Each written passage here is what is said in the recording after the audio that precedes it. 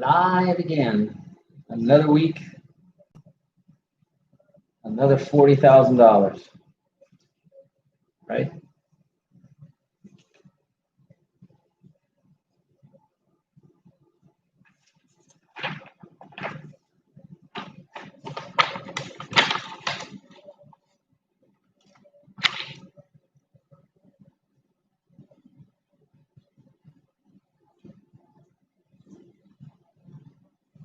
How y'all doing today?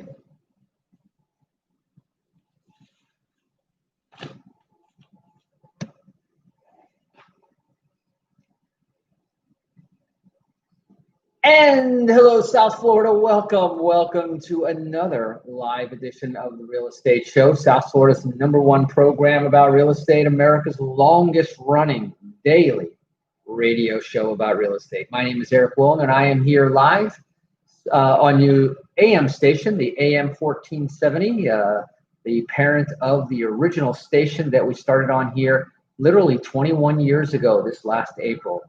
And so we got 21 more years left on our contract. We are here 5 days a week giving you all the information about real estate from our Mondays on a Mission, where we talk about the week's agenda. And we got a great week ahead of you. As I mentioned, Friday, we were celebrating TGIF to the third power. This coming Friday, I will tell you in advance, we'll be celebrating TGIFT. But more to come on that. So that's in the wings there. But we're going to talk a little bit about tax season. And when I talk about tax season, I'm talking about property tax season, particularly in Florida, where the tax bills and what they call the trim notices, and those have all been. If you are a real estate owner, you probably got that little envelope. If you're in Broward County, it's a white envelope with yellow trim. And I'm going to talk a little bit about that. There's an opportunity really to save a lot of money when it comes to your property taxes. And it's something that we've done over the years, and we do it year after year. I'm going to talk probably a little bit more about the concept of it today. We'll get into the nitty gritty of it tomorrow on our Tuesdays Tools, Tips, and Techniques edition. We've got a lot to cover on the tools, tips, and techniques because number one, there's a whole process sort of to lay out, and I'll probably go back and forth between two of my favorite markets, but you have to check out in your particular local market whether your taxes come due at the beginning of the year. Are you on a calendar year? Or taxes paid in advance, or are they paid in arrears? You see, here in Florida, they're paid in arrears. And at the end of the year, they assess what the tax bill is.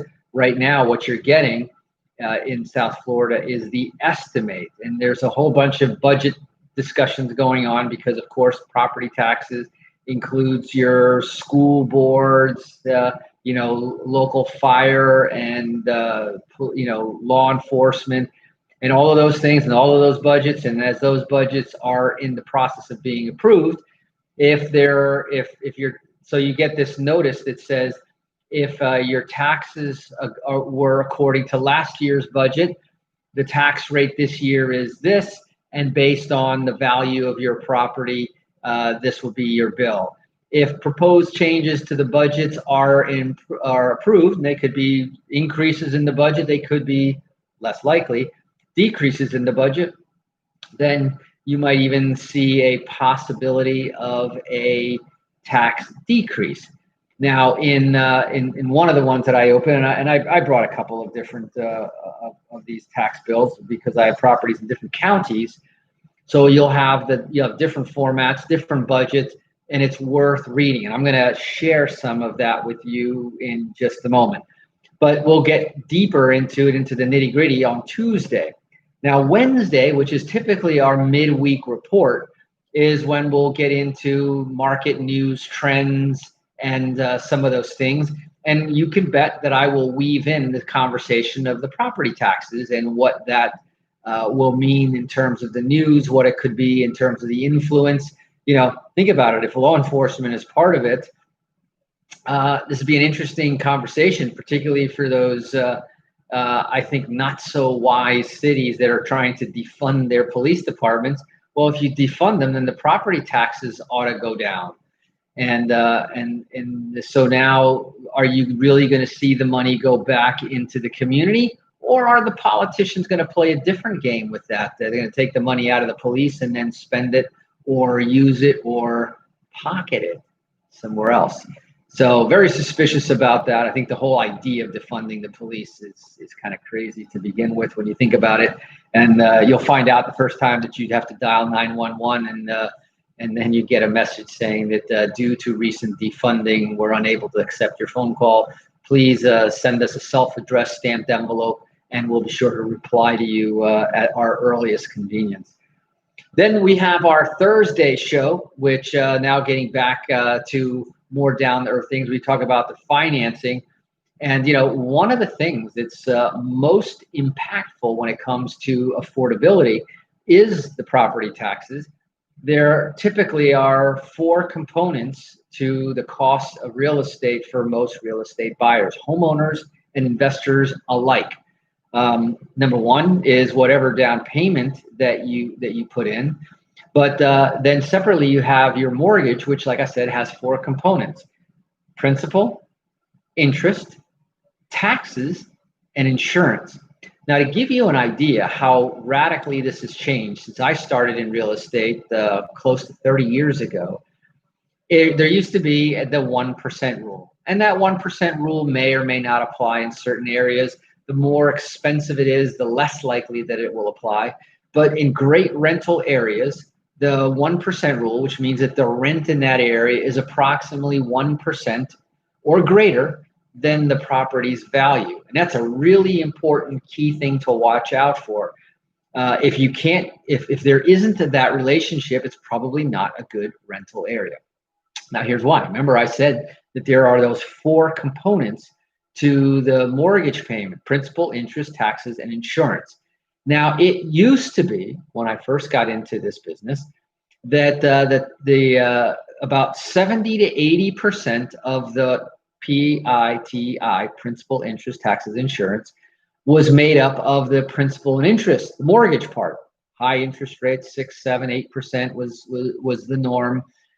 And taxes were typically fairly reasonable. Insurance was very reasonable until 2006, approximately, when the market really changed dramatically. And what we saw happening there were a couple of things. Number one is that we had a very active storm season, some of the worst. We had Hurricane Andrew earlier, back in the early 2000s. We had Hurricane Wilma hit here in South Florida back in 2000, and I think at the end of 2005, 2006. And insurance rates ever since, when Hurricane Andrew happened, they stripped away, because it used to be, what was it? It was homeowners insurance and flood insurance. Well, after Hurricane Andrew, then they split it into homeowners, flood insurance, and wind insurance. Today, we now have mold insurance as a separate part of it. So insurance has become much more expensive and much more components that you have to insure for. In other words, the insurance companies are trying to offload as much of the responsibility, or at least be able to charge you for it. And so that increased the cost of home ownership. And then let's come back to this week's topic, which is the property taxes. Now, when in the early 2000s, we saw a very rapid increase all the way up until the bubble of 2008, you saw property values rising 3 years in a row with over 20% appreciation.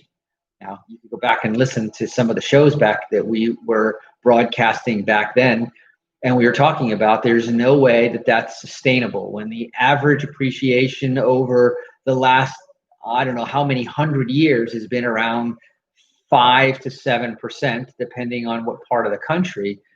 That if you have 20%, you're probably going to average it out with below 5% somewhere else.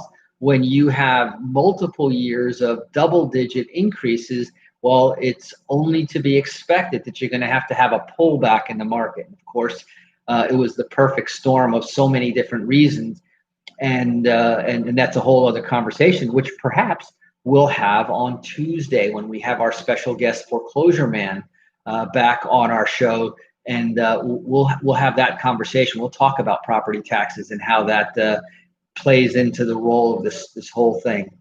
But the point that I wanted to make before we go into our break is that where it used to be 80% the payment, 20% for the escrows, taxes, and insurance, in many cases, certainly at the peak of the market, it got to be almost 50%. It was more like 60-40, 60% taxes or principal and interest, and 40% for taxes and insurance.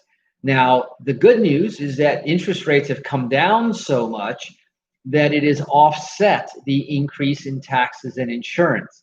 But ladies and gentlemen, if you haven't been reading the writing on the wall, with interest rates so low, the government printing money like there's no tomorrow, and increasing the nation's debt, the only way that they're going to make up for all of that spending is to increase taxes in the years to come. And taxes will increase, I will say, across the board. They will increase in your income taxes. They will increase in your property taxes. I wouldn't even be surprised, and by the way, income at both the national level, for those states that are still lucky enough to be income tax free at the state level, may see that become a necessity. And where states like Florida, that they make up for their lack of income tax in the property tax, you may see perhaps a bit of both. So anyway, that about lays out the agenda for this week. Now you have a good idea that property taxes will be the subject of the week. We'll be talking a lot about that on the practical level, how to dispute them, how to reduce them, how to manage them, which is very important. And then we'll carry on with some of the news and information that's likely to affect that. We'll talk about the financing side of that when it comes to Thursday, and then we'll wrap it all up in a nice little bow and then summarize it on Friday, along with talk about some possible real estate deals as they're coming along here. And they are happening right now. So anyway, let's go ahead and take a quick break. Here are a few words from our sponsors. You're watching The Real Estate Show. If you're listening to us on our AM or FM stations, that's great. If you're listening to us on iHeartRadio on the go, that's great. And if you like, you can always watch us on our Facebook Live page at The Real Estate Show on Facebook. Anyway, we're going to take a quick break. We'll be right back. Don't touch that dial, because I'll be right back.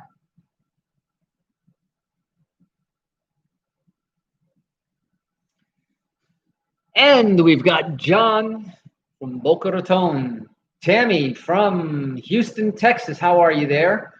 We've got Cindy from Southern California, and we've got Erica from Boca Raton, right over there.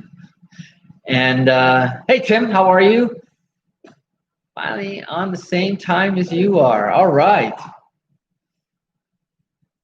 Hope everything is going good. Hope you guys are sheltering up, hunkering down for the twin storms coming your way.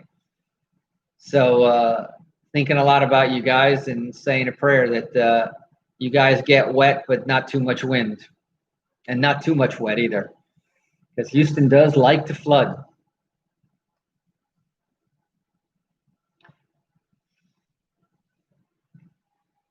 What else we got going there? Got a nice little group there. Also on our YouTube channel, how are you?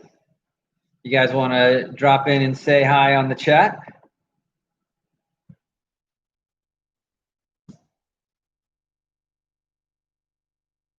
There. I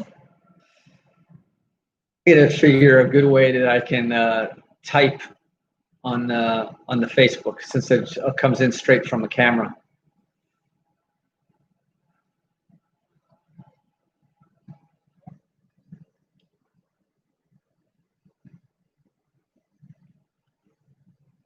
So we got the stimulus bill still on ice.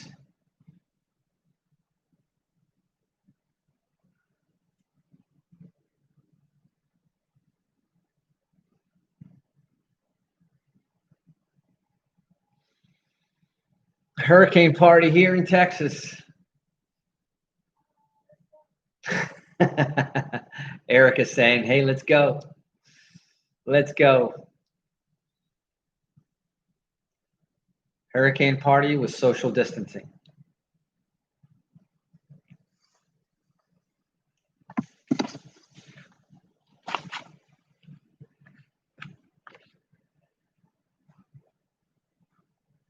And welcome back. For those of you just joining us, you are in fact listening to The Real Estate Show, South Florida's #1 program and America's longest running daily radio show, all about the topic of real estate.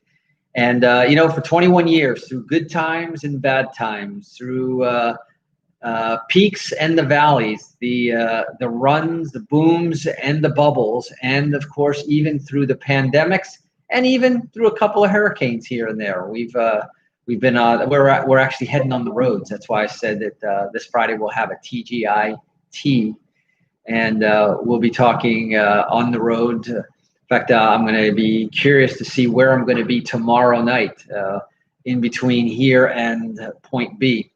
And so we'll have to see how we handle the radio show for tomorrow night, and the keeping the topic going. Now, COVID-19. We're going to see what will that have to do with property taxes.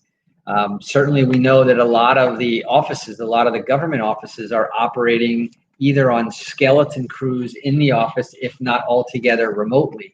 So that'll be interesting to see. But I wanted to bring this subject to your attention. And by the way, and then next week, we got a super interesting topic. For the next several weeks, we're going to be talking about taxes this week. I'm going to be talking about real estate and influencers, and what that means to the new economy right now. And you'll be surprised how important and how radically changing that whole conversation is when it comes to real estate. Then we'll talk about the week after that, as we continue to ascend up the ladder. We talk about the 8 stages of a real estate investor, and that'll be a very interesting conversation, because you're going to want to kind of pay attention, because if you understand at what stage you are on in the progress of a real estate investor, you'll know what information to go get. There is just an endless amount. Just about every educator, speaker, guru that's out there is also probably littered all over the internet, between YouTube, Facebook, and everywhere else. There's more information. The problem is that what information is current in today's market?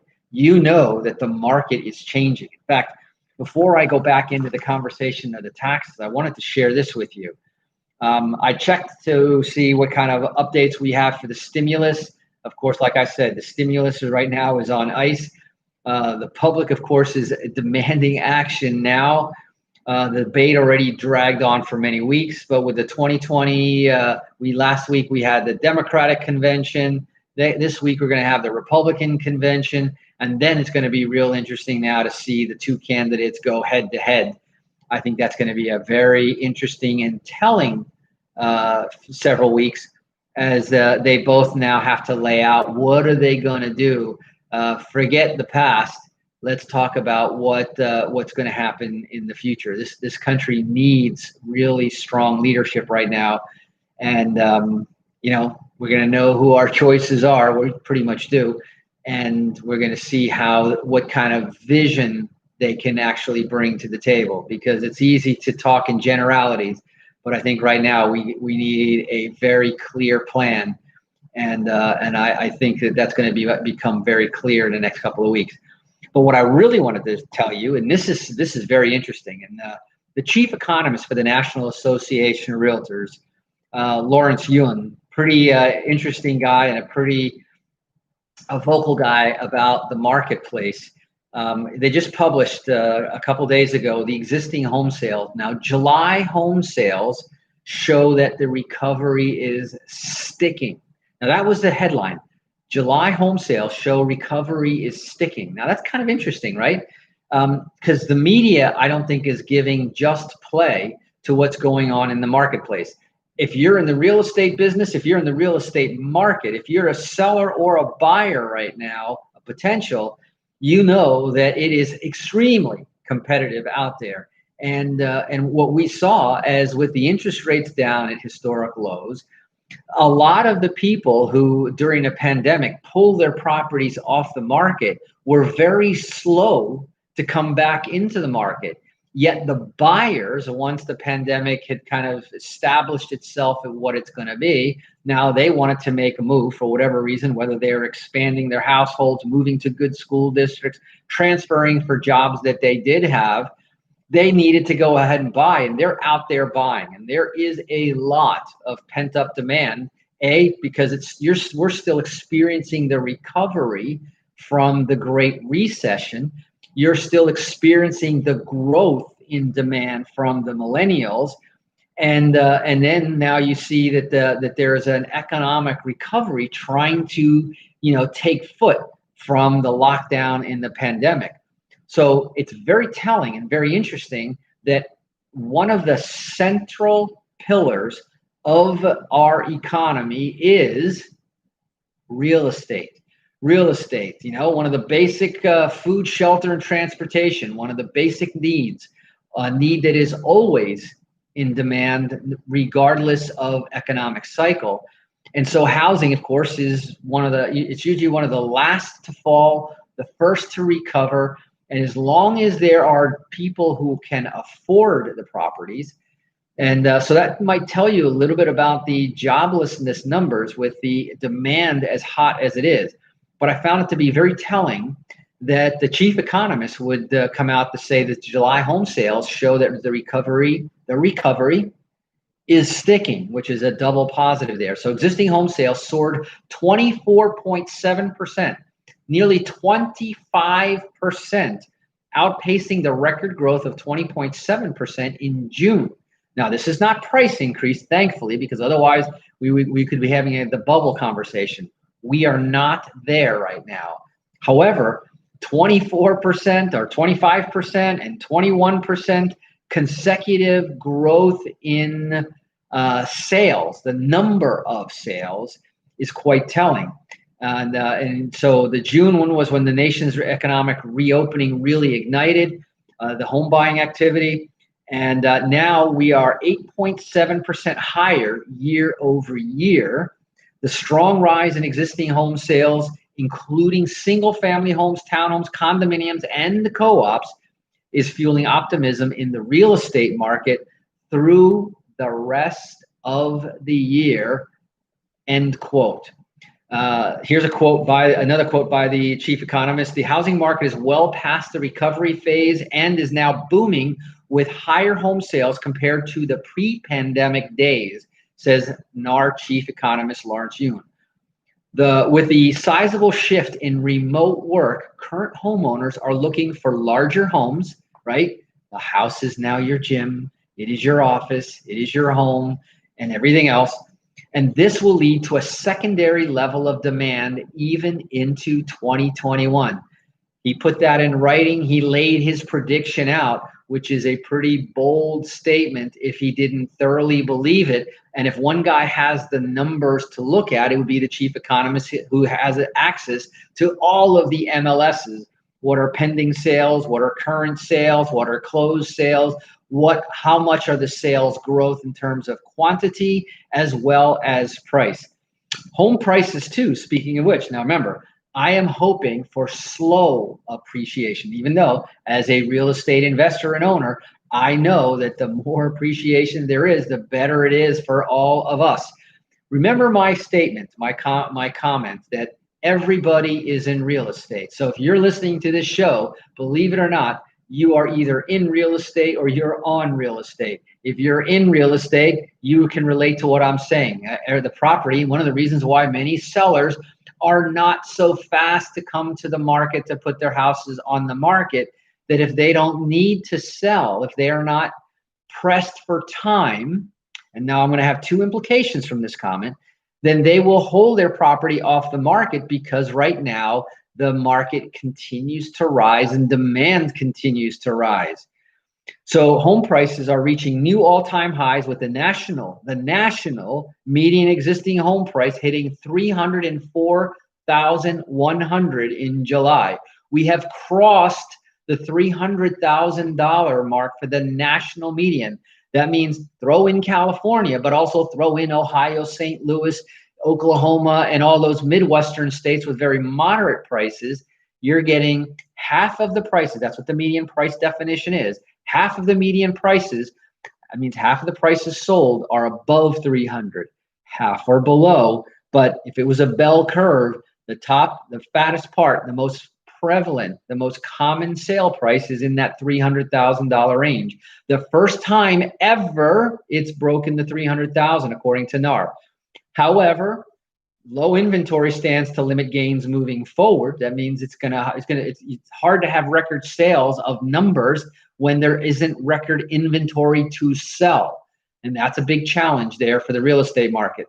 Now, that all being said, right, when the market is now looking for inventory, and remember I talked about urgency to sell. Right now, there's no urgency to sell. Why? There's an artificial foreclosure moratorium which will expire.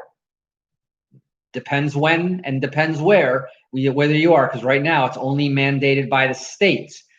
This is the thing to watch, and that's why I want to kind of leave this message with you for the Monday show. So we got a great week coming up for you. Hope you'll tune in Monday through Friday, same place, same time that you meet us right here. But for now, we're going to wrap it up right here. This is your host, Eric Willner, signing off, wishing you a safe day. Drive safe, wash those hands, and remember, God bless America.